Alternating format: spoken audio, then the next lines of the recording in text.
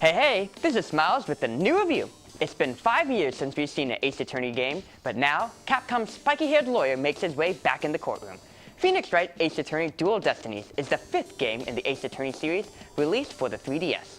While we will try our best to avoid major spoilers, keep in mind that this review does feature gameplay that could spoil some of Dual Destiny's story, so spoiler alert. After being disbarred 7 years earlier, Phoenix Wright gains back his attorney's badge.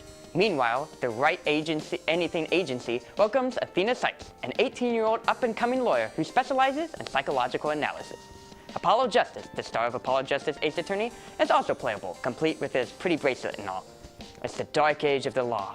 Prosecutors rampantly make false charges, and attorneys defend their clients with fabricated evidence. The public's trust of the legal world has deteriorated, and it's up to Wright and company to bring back the light. And of course, what Ace Attorney game wouldn't be complete without an intense rival to match with in court? Silence! Simon Blackquill, a man as dark as his name suggests, is a convicted murderer and the prosecutor for Dual Destinies. There are also a few appearances by old characters that will have any Ace Attorney fan scream with joy. Character development is surprisingly deeper than expected. Dual Destinies does a great job of fleshing out the backstories and motivations of each character.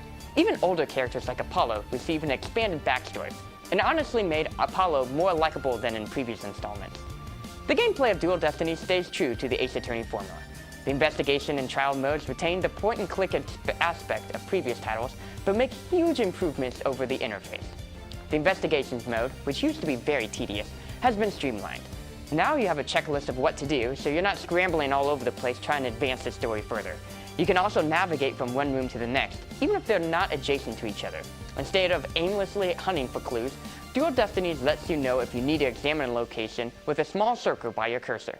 If you already examined a spot, a checkmark appears instead.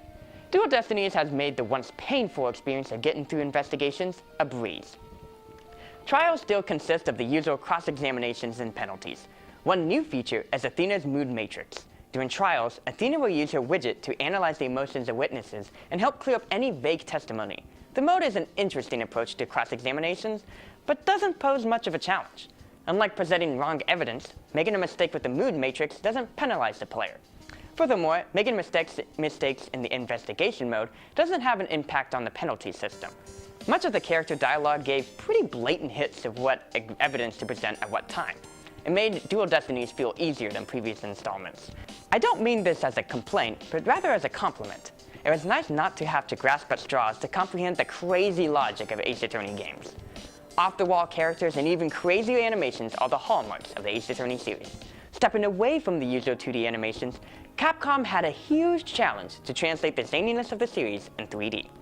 Not only were they successful, but they surpassed the original sprites in personality. At times, the individual words of objection come flying in, utilizing the 3D capabilities of the 3DS to the fullest. The characters' 3D models fully capture the exaggerated reactions and over-the-top breakdowns that make the Ace Attorney series charming.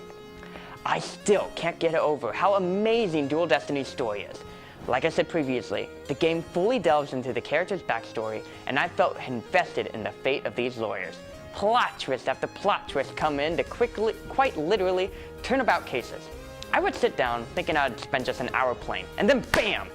I'm hit with a crazy revelation, and I have to find out what happened next. That hour easily turned into 7.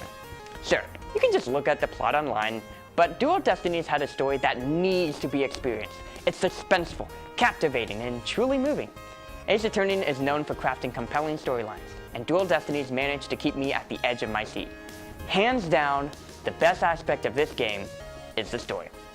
Of course, with the great story, replay value is low. It's to be expected with a visual novel game, especially when the plot doesn't change from one playthrough to the next. Still, the game takes a good 25 hours to complete, so the initial playthrough is decently long.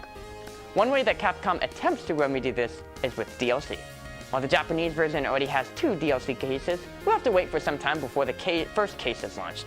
The first DLC case has Phoenix defending a whale accused of murder, so that'll be interesting.